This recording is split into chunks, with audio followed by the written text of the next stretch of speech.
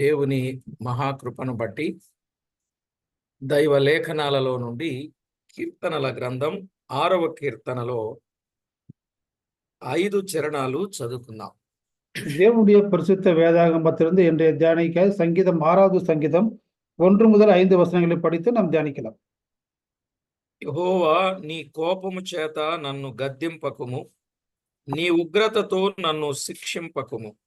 యెహోవా నేను కృషించి ఉన్నాను, నన్ను కరుణించుము. యెహోవా నా ఎముకలు అదురుచున్నవి, నన్ను బాగు చేయుము. నా ప్రాణము బహుగా అదురుచున్నది. యెహోవా నీవు ఎంతవరకు కరుణింపకయుందువు? యెహోవా తిరిగి రమ్ము, నన్ను విడిపింపుము. నీ కృపను బట్టి నన్ను రక్షించుము. మరణమైన వారికి నిన్ను గూర్చిన జ్ఞాపకము లేదు. పాతాళములో ఎవరు నీకు కృతజ్ఞతాస్తుతులు చెల్లించుదురు? ఓకేనా?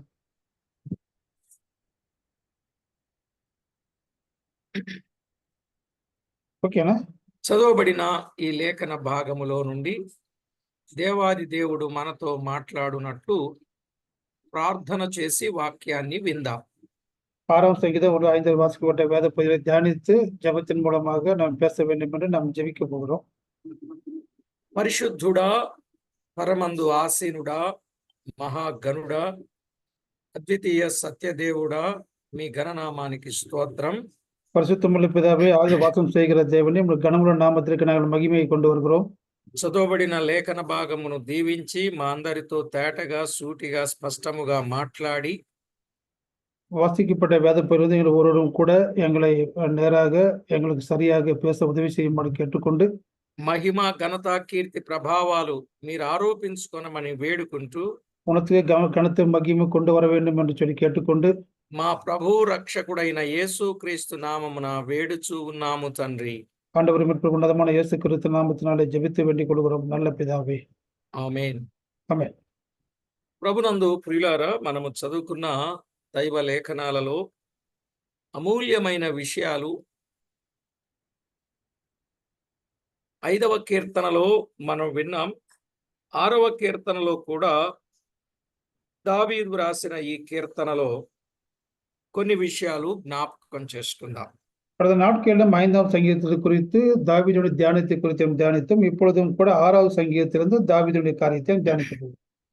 యెహోవా నీ కోపము చేత నన్ను గద్దింపకుము, నీ ఉగ్రతతో నన్ను శిక్షింపకుము అని మాట్లాడుచున్నాడు.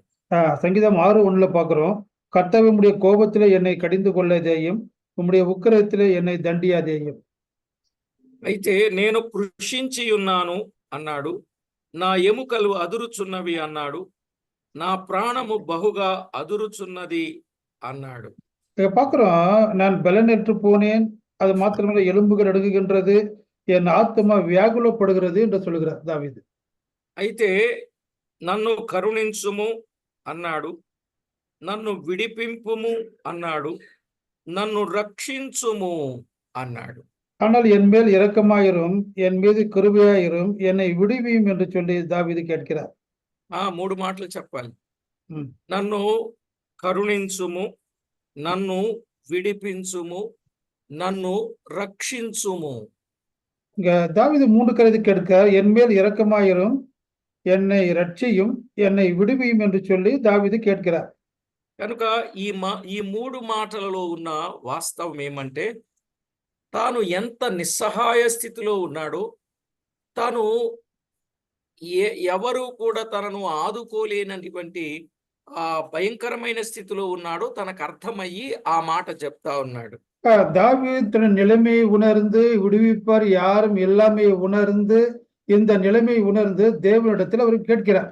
ఆఖరికి 3వ చరణంలో నా ప్రాణం బహుగా అదిరిపోతుంది, నీవు ఎంతవరకు నన్ను కరుణింపకయుందువు అని దేవుణ్ణే ప్రశ్న వేస్తున్నాడు. அங்க சொல்றாரு என் ஆத்துமா 3வது வசனத்தை பார்க்கிறோம்.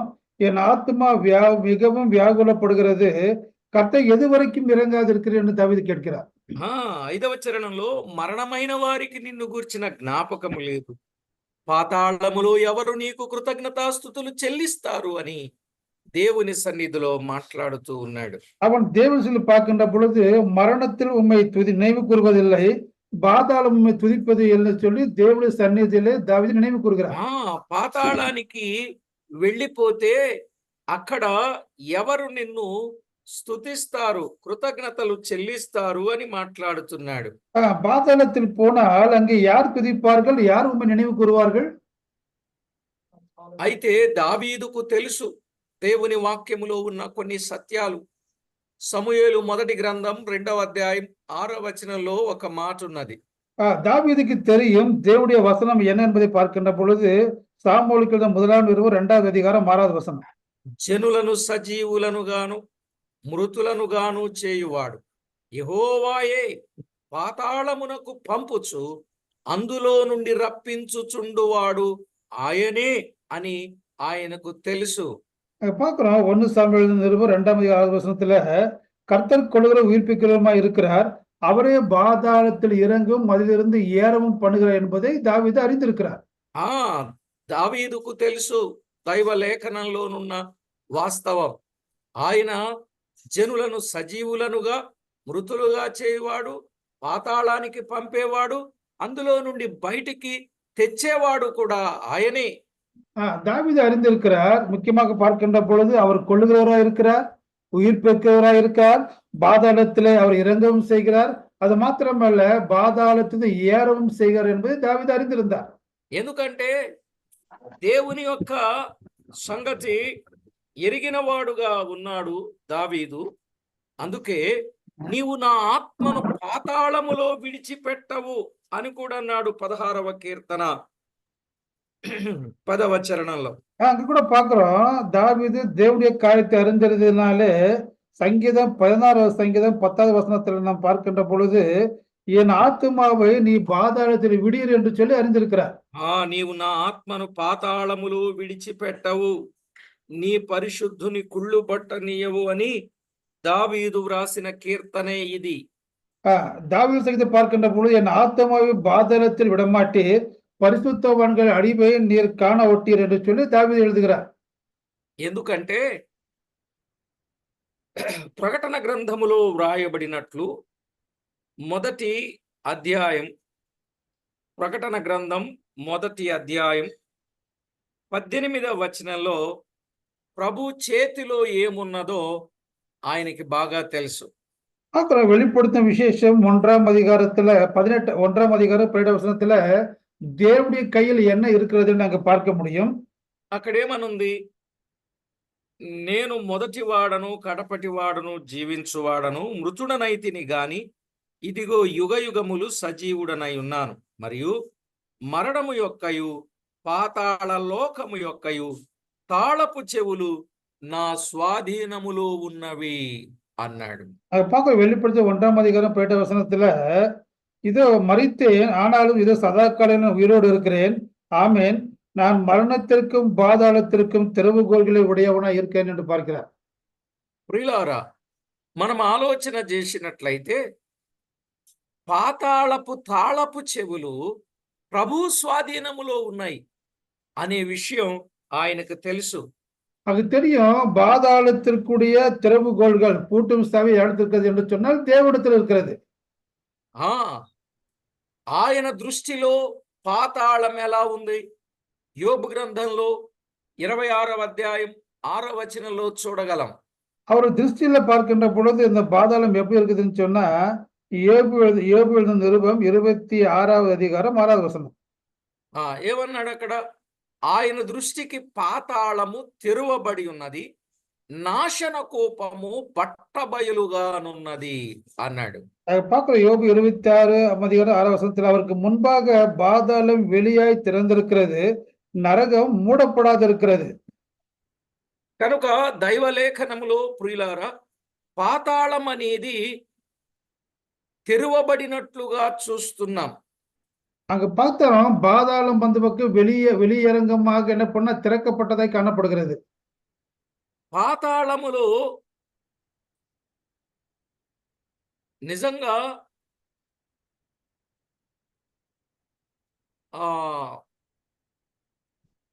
అది తెరువబడి దానిలో ఎంతో ఘోరమైనటువంటి బాధ ఉంటుంది అనే విషయాన్ని కూడా మనము చూస్తాం. பாதாளம் திறக்கப்பட்டிருக்கிறது. அதற்குள்ளே பிரவேசிக்கிறவர்கள் அநேக என்ன பண்ணுவாங்க, அநேக கொடுமைகளையும் சிற்றைகளும் அனுபவிப்பார்கள். ఈ పాతాళం అనేది యెషయా గ్రంథం 5వ అధ్యాయం 14వ వచనంలో அது கூட பார்க்கிறோம். எசாயா எழுந்திருக்கும் 5வது அதிகாரம் 14வது வசனத்துல అందుచేతనే పాతాళము గొప్ప ఆశ పెట్టుకొని అపరిమితముగా తన నోరు తెరచుచున్నది. వారిలో గనులు, సామాన్యులు, ఘోష చేయువారు, హర్షించు వారందరూ పడిపోతారని చెప్పాడు. பார்க்கிறோம். எசாயா 6ஆம் அதிகாரம் 5:14 அது நிமித்தம் பாதாளம் தன்னை விரிவாக்கி தன் வாயை ஆவென்று மட்டில்லாமல் திறந்தது. அவர்கள் மகிமையும் அவர்கள் திரள் கூட்டமும் அவர்கள் ஆடம்பரம் அவர்கள் கலிகூரும் அதற்குள்ளே இறங்கி போவார்கள். పాతాళము గొప్ప ఆశ పెట్టుకుంది, అది అపరిమితంగా నోరు తెరచింది అని చెప్పాడు. பாதாளம் அது தன் ஆசையா என்ன பண்ணுமா, தன் வாயை விரிவாய் திறந்திருக்குதுன்னு நாம் பார்க்கிறோம்.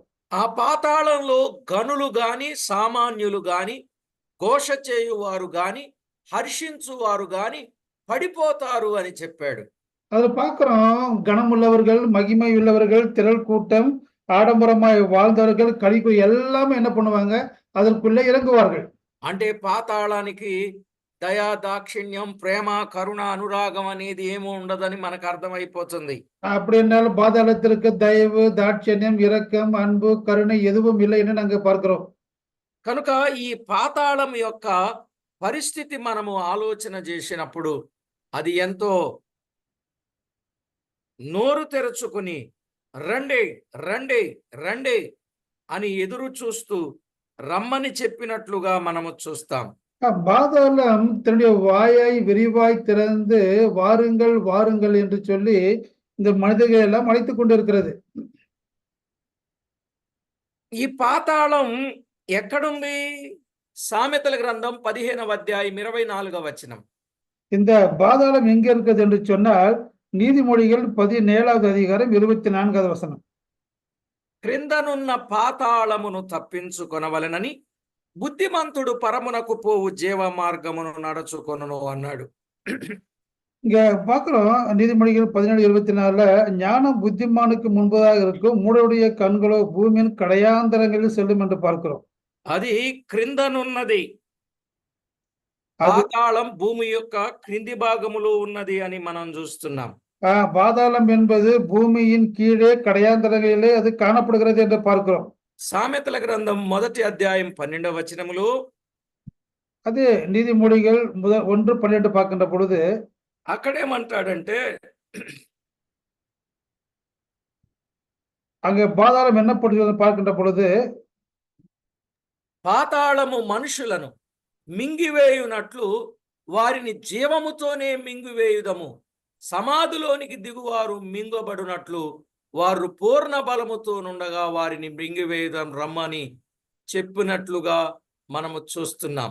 பார்க்கிறோம். நீதிமொழிகள் 1:12 வசனத்துல பாதாளம் விழுங்குவது போல் நாம் அவர்களுடைய உயிரோடு விழுங்குவோம், குழியில் இறங்குவர்கள் விழுங்கப்படுவது போல அவர்கள் முழுமையாய் விழுங்கும் என்று பார்க்கிறோம்.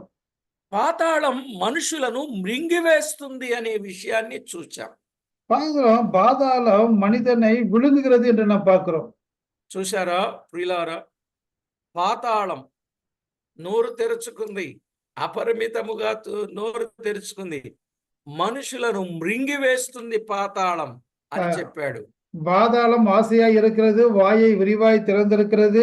அப்படிப்பட்ட அந்த பாதாளம் மனிதனை முழுமையாய் விழுங்குகிறது என்று நாம் பார்க்கிறோம். అయితే మరి ఈ పాతాళమును చూడక బ్రతికే నరుడెవడైనా ఉన్నాడా? ஒருவேளை இந்த பாதாளத்தை பார்க்காதபடிக்கு உயிரோடு வாழ்கின்ற யாராவது இருக்கிறார்களா? కీర్తనాకారుడు 89వ కీర్తన 48లో చెప్పాడు. సంగీతకారుడు சொல்லுகிறான் தன்னுடைய 89ஆம் சங்கீதம் 47வது வசனத்துல మరణము చూడక బ్రతుకు నరుడెవడు? పాతాళము యొక్క వశము కాకుండా తన్ను తాను తప్పించుకొనగలవాడు ఎవడు అని వ్రాయబడింది. அங்க பார்க்கிறோம் 89:48 அங்க பார்க்கிறோம், மரணத்தை காணாமல் உயிரோடு இருப்பவன் யார்? தன் ஆத்மாவை பாதாள வல்லடிக்கு விலக்கி காக்கிறவன் யார்? ప్రియులారా, ఆలోచన చేయండి. పాతాళములో మరణము చూడక బ్రతుకు నరుడు లేడని ఆయనే చెబుతూ ఉన్నాడు. அவரே சொல்லுகிறாரு, தாவீது சொல்லுகிறாரு, மரணத்தில் காணாமல் உயிரோடு இருக்கிறவன் யார் என்று அவர் கேட்கிறார். 55వ కీర్తన 15వ చరణంలో 85వ సంగీతం 15లో பார்க்கிறோம். వారికి మరణము అకస్మాత్తుగా వచ్చునుగాక, సజీవులుగానే వారు పాతాళమునకు దిగిపోవుదురుగాక அங்க అన్నాడు. அங்க பார்க்கிறோம், மரணம் வருகிறது, அவர்கள் உயிரோடே பாதை இறங்குறான்னு பார்க்கிறோம். ఇక్కడ మనము గమనిస్తే సజీవులుగానే అకస్మాత్తుగా మరణం వస్తే వారు పాతాళానికి వెళ్ళిపోతారన్నాడు. அதாவது உயிரோடே அவர்கள் என்ன பண்ணுவாங்க, பாதாளம் திறந்திருக்கிறது, அவர்கள் உயிரோடு என்ன பண்ணுவாங்க, பாதாளத்தை இறங்கி போகணும்னு நாம் பார்க்கிறோம். ఆ పాతాళంలో వారు ఏం చేస్తారు? కీర్తన 49:14లో చెప్పాడు. அந்த பாதாளத்துல அவங்க என்ன பண்ணுவாங்கன்னு சொன்னா, சங்கீதம் 49:14 பார்க்கிறோம். వారు పాతాళములో మందగా కూర్చబడుదురు, మరణము వారికి కాపరి అయ్యుండును అన్నాడు. பார்க்கிறோம், பாதாளத்துல ஆட்டு மந்தையை போல கிடத்தப்படுகிறார்கள், மரணம் அவர்களை மேய்ந்து போடும் என்று பார்க்கிறோம். ప్రియులారా, మనము ఆలోచన చేసినట్లయితే పాతాళములో మందగా వారు కూర్చబడతారంటే ఒక కమిటీ మీటింగ్ లాగా వారు అందరూ ఏకమై ఒక మందగా కూడబడతారన్నమాట. அங்க மந்தை என்று சொன்னால் ஒரு மீட்டிங்ல எப்படி ஆட்கள் உட்கார்ந்து இருக்கார்களோ அதன் போல ஒரு மந்தையாக என்ன பண்ண அங்க உட்கார்ந்து இருப்பாங்க என்று பார்க்கிறோம். ఇంతకీ పాతాళానికి వెళ్ళేవారు ఎవరు? அப்படி என்று பார்க்கின்ற பொழுது இந்த பாதாளத்திற்கு போகிறவர்கள் யார்? யார் పాతాళానికి వెళ్ళేవారు ఎవరు? பாதாளத்துக்கு போகக்கூடிய மனிதர்கள் யார்? ஆண்டவரை ஏற்றுக்கொள்ளாத அவிசுவாசிகள். క్రిస్తువు దేవుని అంగీకరించిన వాళ్ళు పాదాలకు వెళ్తారు. దేవుని అంగీకరించని వారు వెళ్తారా? ఎవరు వెళ్తారో చెప్తా చూడండి. யாரெல்லாம் போவாங்கன்னு பார்க்கும் பொழுது కీర్తన 9వ కీర్తన 17వ చరణం. நான் பார்க்கல 9వ సంగీతం 17వ వచనం. ఎవరు వెళ్తారు? அங்க பார்க்கிற 9:17 దుష్టులను దేవుని మరచు జనులందరూ పాతాళమునకు దిగిపోవుదురు అన్నాడు. யாரெல்லாம் நரகத்துக்கு போவான்னு சொன்னா, துன்மார்க்கரும் தேவனை மறக்கிற எல்லா ஜாதிகளும் நரகத்திலே போவார்கள். ఇప్పుడు పాతాళానికి వెళ్ళేవారు ఎవరండి? இப்ப பாதாளத்துக்கு போகிறவன் யார்? నమ్మనుళ్ళా, నమ్మి మర్చిపోయినుళ్ళా? ஒருவேளை நம்பினவர்களா, இல்லை நம்பி தேவனை மறந்தவர்களா? నమ్మని వారు దుష్టులు, వారు పాతాళానికి వెళ్ళిపోతారు. நம்பாத துன்மார்க்கர் பாதாளத்துக்கு போவார்கள். మరి దేవుడు అంటే తెలిసి కూడా, దేవుడు గొప్ప కార్యాలు చేస్తే కూడా, దేవుడు చేసిన గొప్ప కార్యాలు పొంది కూడా ఆ దేవుణ్ణి మరచిపోయిన వాళ్ళందరూ ఎక్కడికి పోతారు? தேவன் யார் என்று அறிந்தும் தேவன் நம்பிக்கை வைத்தும் எல்லாவற்றும் அறிந்தும் கூட மறக்கிறவர்கள் எங்கே போவாங்களா? ఎక్కడికి పోతారు? పాతాళానికి వెళ్ళిపోతారన్నాడు. எங்கே போறாங்கன்னு சொன்னா, அவர் நரகத்திலே தள்ளப்படுவார்கள். యెషయా గ్రంథం 14వ అధ్యాయం 11వ వచనములో நான் பார்க்கிறேன், యెషయా 14:11 నీ మహాత్యమును, నీ స్వరమండలముల స్వరమును పాతాళమున పడవేయబడెను అన్నాడు. பார்க்கிறோம், உன் ஆடம்பரமும் உன் வாத்தியங்களின் முழக்கமும் பாதாளத்திலே தள்ளுண்டு போயிட்டு பார்க்கிறோம்.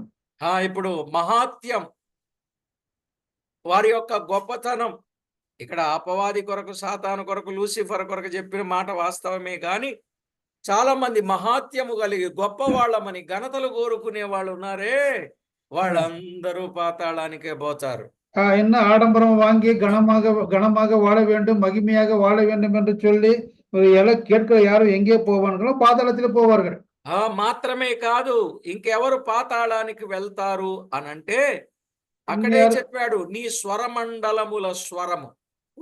గొప్ప గొప్ప స్వరము కలిగి మంచి మంచి పాటలు గంభీరంగా పాడి ఎంతో పాడుతా ఉంటే పరలోకమే దిగొచ్చింది అన్నట్టుగా పాడినోళ్ళు రేపు ఎక్కడికి వెళ్తారో చెప్పాడు. పాతాళానికే వెళ్ళిపోతారన్నాడు. வாத்திய இசைகளை முழங்கி பரலோகமே இறங்கி வரும் அளவுக்கு பாடுகிற பாடல்கள் யாவரும் எங்கே போவார்களோ பாதாளத்துக்கு போவார்கள். ప్రియులారా, ఆలోచన చేయండి. దైవ లేఖనంలో వ్రాయబడిన మాట మనము గమనించినప్పుడు పాతాళానికి దిగిపోయిన వారు, పాతాళములో పడిపోయిన వారు, రేపు ఎవరండి పడిపోయేది? దుష్టులు, దేవుని మరచు జనులు. யாரெல்லாம் இந்த பாதாளத்தை இறங்குவார்கள் தள்ளுண்டு போவார்கள் என்று சொன்னால் துன்மார்க்கர் போவார்கள். இரண்டாவது தேவனை மறக்கிறவர்கள் அதில் பாதாளத்தை இறங்குவார்கள். ఘనత కలిగిన వారు, கனமுள்ளவர்கள், చక్కని పాటలు పాడి బ్రతుకు బాగలేని వారు, எல்லா வாத்தியங்களையும் முழங்கி பாடிக்கொண்டு வாழ்க்கை சரியில்லாதவர்கள், వీళ్ళందరూ ఎక్కడికి వెళతారంటే పాతాళానికి వెళ్ళిపోతారు. இவர்கள் எல்லாம் எங்கே போவார்கள் என்று சொன்னால் பாதாளத்தை திரண்டு போவார்கள். అర్థమవుతుందండి? ఎక్కడికి వెళతారు? எங்கே போகிறார்கள்? మరి పాతాళములో వారు అక్కడికి వెళ్ళిన తర్వాత పాతాళములో ఏముంటది? சரி, அங்கே போன பின்பு அந்த பாதாளத்தை என்ன இருக்கிறது? లూకాసు వార్త 16వ అధ్యాయం 23వ వచనం. பார்க்கிறோம். லூக்கா எழுதின சுவிசேஷம் 16வது அதிகாரம் 23வது வசனம். అప్పుడు అతడు పాతాళములో బాధపడుచు అని వ్రాయబడింది. அங்க பார்க்கிறோம், அவன் 23ல பார்க்கின்ற பொழுது அப்பொழுது பாதாளத்தில் வேதனைப்படுகின்ற பொழுது, పాతాళములో బాధ బాధ బాధ బాధ பாதா பார்க்கின்ற பொழுது வேதனை வேதனை வேதனை வேதனை காணப்படுகிறது. పాతాళములో బాధ ఉన్నది, పాతాళములో అగ్ని జ్వాల ఉన్నది, పాతాళములో ఏడ్పు ఉన్నది, పాతాళములో పండ్లు కొరుకుట ఉన్నది, పాతాళములో వేదన ఉన్నది. పాతాళమే వేదనకరమైన స్థలం. இந்த பாதாளத்தை பார்க்கணும், வேதனை உள்ளது, வேதனைகரமான இடம். அங்க பற்கடிப்பு இருக்கிறது. அது மாத்திரமல்ல, அக்னி பாதிப்பு இருக்கிறது, அழுகை இருக்கிறது, பற்கடிப்பு இருக்கிறது. இன்னும் சொல்ல போனா அவை எல்லாம் வேதனைக்கு நிறைந்த இடம் என்று பார்க்கிறோம். అవన్నీ ఎందులో ఉన్నాయి? పాతాళంలో ఉన్నాయి. இவை எல்லாம் எங்க இருக்குது என்று சொன்னால் பாதாளத்தில் இருக்கிறது. అయ్యో, పాతాళానికి వెళితే వాళ్ళ పరిస్థితి చాలా ఘోరంగా ఉంటుంది. அங்கே பாதாளத்தில் போகிற நிலைமை மிகவும் கொடியதாய் காணப்படுகிறது. ఇంకా ఎవరు వెళతారు పాతాళానికి? లూకాసు వార్త 10వ అధ్యాయం 15వ వచనం. இன்னும் யார் போவாங்கன்னு சொன்னா லூக்கா எழுதின நற்செய்திகள் 10வது அதிகாரம் 15வது வசனம். ఏమన్నాడో చెప్పాడు. ఓ కపెర్నహూమా, ఆకాశం మట్టుకు హెచ్చింపబడినవా, నీవు పాతాళమునకు దిగిపోయేదవు. హెచ్చించబడిన ప్రతి ఒక్కరు కూడా, హెచ్చించుకునే ప్రతి ఒక్కరు కూడా రేపు వెళ్ళేది పాతాళానికే. பார்க்கிறோம், லூக்கா 10:15 வானபரிந்து உயர்த்தப்பட்ட கப்பூர்நகர் பாதாளம் தாழ்த்தப்பட பார்க்கின்ற பொழுது யாரெல்லாம் தன்னை உயர்த்துகிறார்கள் போகக்கூடிய இடம் எது என்று சொன்னால் பாதாளம். అర్థమవుతుందండి? இப்பொழுது புரிஞ்சதா? పాతాళానికి వెళ్ళేవారు ఈ లోకంలో చాలా సార్లు హెచ్చించుకుంటున్నారుగా, ఎన్నో విషయాల్లో బాగా హెచ్చించుకుంటున్నారుగా. హెచ్చించుకునే వాళ్ళందరూ పాతాళానికి వెళ్ళిపోతారు. இந்த நாட்களில் அநேகர் தன்னைத்தானே உயர்த்தி கொண்டு வாழ்ந்து கொண்டிருக்கிறார்கள். இப்படிப்பட்ட உயர்த்தி கொண்டு வாழ்கின்ற யாவரும் பாதாளத்திலே போவார்கள். ఇంకా ఎవరు వెళ్ళిపోతారు పాతాళానికి? இன்னும் யாரும் பாதாளத்துக்கு போவாங்க? లూకాసు వార్త 8:31. அங்கே இன்னும் பார்க்கிறோம், லூக்கா 8:31. వాడు తన పేరు సేన అని చెప్పి పాతాళములోనికి పోవుటకు తమకు ఆజ్ఞాపింపవద్దని ఆయనను వేడుకొన్నాడు. தங்களை பாதாளத்தில் போக கட்டளையிடாதபடிக்கு அவைகள் அவரை வேண்டிக் கொண்டன. సేన అంటే ఎవరు? 2000 దెయ్యాలు బట్టినోడు. இங்க சேனை என்று சொன்னால் 2000 அந்த பேய்களை பெற்றுக்கொண்ட ஒரு மனிதன் காணப்படுகிறான். సేన ఒకటింటికి 6000 అని ఉన్నది మత్తయి సువార్తలో. ஒரு என்னது, ஒரு லேகியன் என்று சொன்னால் 6000 பேர் என்று நாம் பார்க்க முடியும். అంటే ఇక్కడ మనం చెప్పుకుందాం, దెయ్యాలు పట్టిన వాళ్ళందరూ, ఒక్కొక్కరికి ఒక్కొక్క దెయ్యం పట్టుకుంటుంది. ఈ దెయ్యాలు పట్టుకున్న వాళ్ళందరూ రేపు వెళ్ళేది ఎక్కడికి? பாதாளாనికి. இங்க பாக்குறோம் இந்த பிசாசு பிடித்தவர்கள் எல்லாம் போகக்கூடிய இடம் எங்கே? பாதாளத்துக்கு போவார்கள். చూసారా వీళ్ళందరూ రేపు వెళ్ళే స్థలం ఏదయ్య అంటే పాతాళమే. இடம் பாதாளம் என்று நாம் பார்க்கிறோம். అందుకే ప్రియులారా, అయ్యా మరణమైన వారికి నిన్ను గురించిన జ్ఞాపకము లేదు, పాతాళములో నీకెవరు కృతజ్ఞతాస్తుతులు చెల్లిస్తారు అన్నాడు. அது சங்கீதக்காரன் சொன்னார், மரணம் உம்மை துதியாது, பாதாளத்தில் போய் யார் உம்மை துதிப்பார்கள் என்று சொல்லி சங்கீதக்காரன் கேட்கிறான். ఇక అక్కడికి వెళ్ళారంటే బాధ, యాతన, ఏడ్పు, పండ్లు కొరుకుట ఇవే ఉంటుంది గాని కృతజ్ఞతాస్తుతి చెల్లించే వారు ఉండరు. அங்க பார்க்கிறோம் பாதாளத்தில் வேதனை, கண்ணீர், துன்பம் எல்லாமே பற்கடிப்பு இருக்கிறது. ஆனால் அங்கே போகின்ற பொழுது உம்மை துதிப்பவர்கள் யார் என்று யாரும் இருக்கிறோம்னு பார்க்கிறோம். యెషయా గ్రంథం 38వ అధ్యాయం 8వ వచనంలో కూడా ఒక భక్తుడు చాలా స్పష్టంగా చెప్పాడు. அங்க பார்க்கிறோம் ஏசாயா 38ஆம் அதிகாரம் 8வது ஒரு மனிதன் இப்படியாக சொல்கிறார், పాతాళమున నీకు స్తుతి కలుగదు, మృతి నీకు కృతజ్ఞతాస్తుతి చెల్లింపదు, సమాధిలోనికి దిగువారు నీ సత్యమును ఆశ్రయించరు అన్నాడు. அங்க பாதாளம் உம்மை துதியாது, மடையாளம் உன்னை துதியாது. அது மாத்திரமல்ல, చెప్పనా, పాతాళములో స్తుతి కలుగదు, பாதாளத்தில் உம்மை துதி எழுப்புகிற யாரும் మృతి కృతజ్ఞతాస్తుతి చెల్లింపదు, సమాధిలోనికి దిగువారు నీ సత్యమును ఆశ్రయించరు.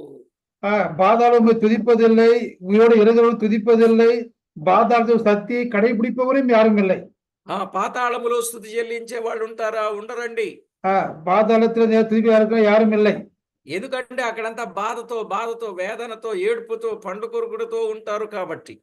ஏன்னு சொல்லுங்க, வேதனை, கண்ணீர், அது மாத்திரமல்ல இப்படிப்பட்ட அதிக வேதனையோடு கூட காணப்படுவார்கள். అందుకే భక్తుడైన దావీదు అన్నాడు, పాతాళముల నీకు ఎవరు కృతజ్ఞతాస్తుతులు చెల్లించెదరు.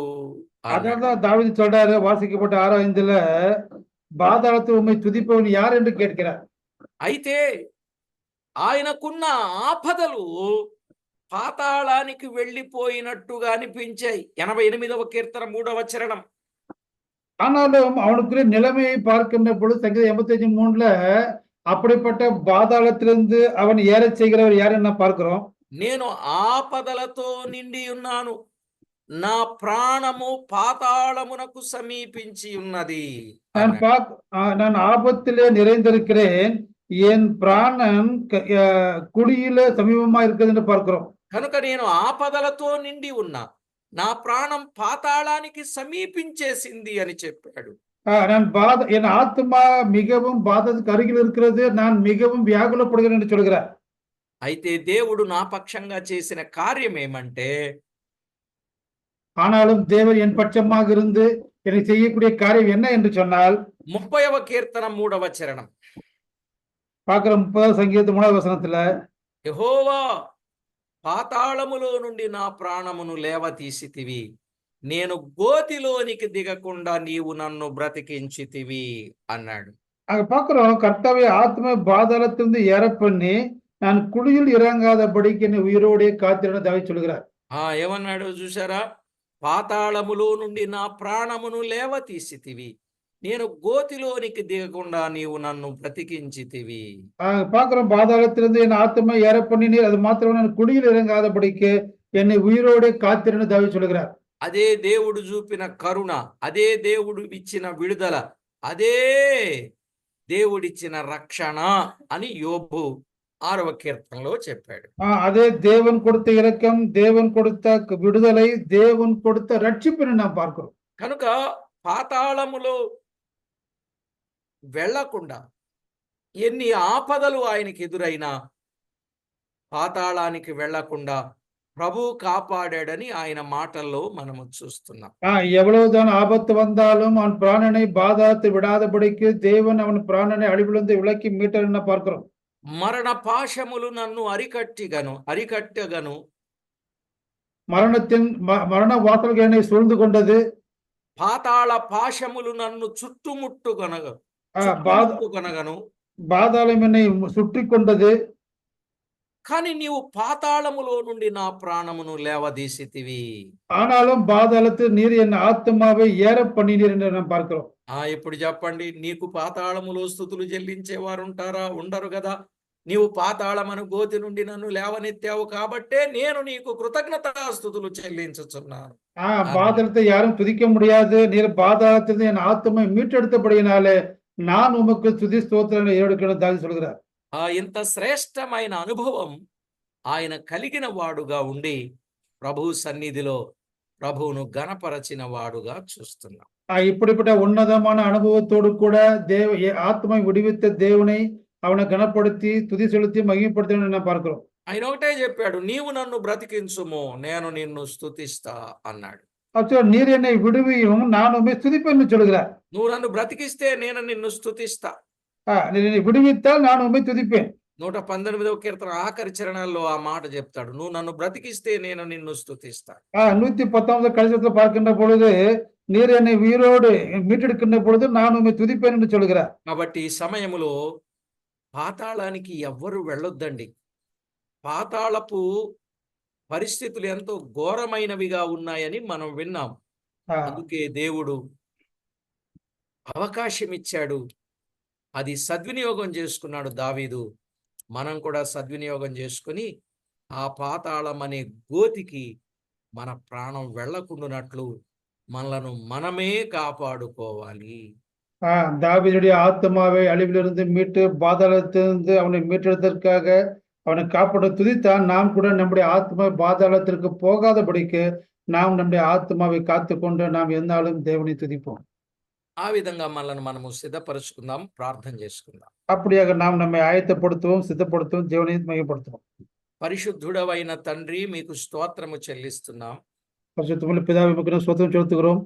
మీ దివ్య లేఖనములో నుండి అమూల్యమైన విషయాలు మాకు మీరు అందిస్తూ మమ్మను నడిపిస్తున్నందుకు స్తోత్రములు. இப்படி வல்ல வேதாகமத்தை நீர் எங்களுக்கு கற்றுக் கொடுத்த పాతాళములో ఎవరు నీకు స్తుతులు చెల్లిస్తారయ్యా? பாதாளத்தை யாரும் துதிக்க முடியாது. అందుకే నీవు నన్ను పాతాళము నుండి తప్పించావు, కనుకనే నేను నిన్ను స్తుతిస్తానయ్యా అని அதிலிருந்து ஏற பண்ணியார், அதற்காக நாம துதிப்பேன் என்று சொல்லி దావీదు అనుభవంలో తేటగా తెలియజేసినందుకు స్తోత్రములు. தாவீது அனுபவத்திலிருந்து எங்களுக்கு விளக்கி காட்டின ஒவ்வொரு வார்த்தைகளுக்காக நன்றி செலுத்துகிறோம். యోబు గ్రంథం 24:19-20లో చెప్పబడినట్లు யோபுல 24:10-20 சொன்னபடி పాపము చేసిన వారిని పాతాళం పట్టుకుంటుందని, பாவம் செய்கிறவனை பாதாளம் பட்சிக்கும் என்று நாம் பார்க்கிறோம்.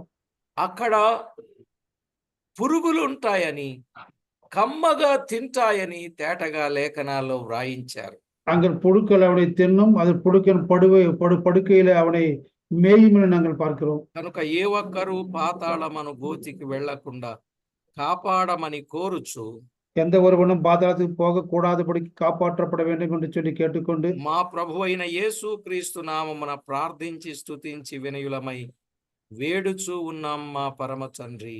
ஆண்டவராக இயேசு கிறிஸ்து நாமத்தாலே ஜெபித்து வேண்டிக் கொள்கிறோம் நல்ல பிதாவே. ఆమేన్. ஆமென். ప్రభునందు ప్రియుల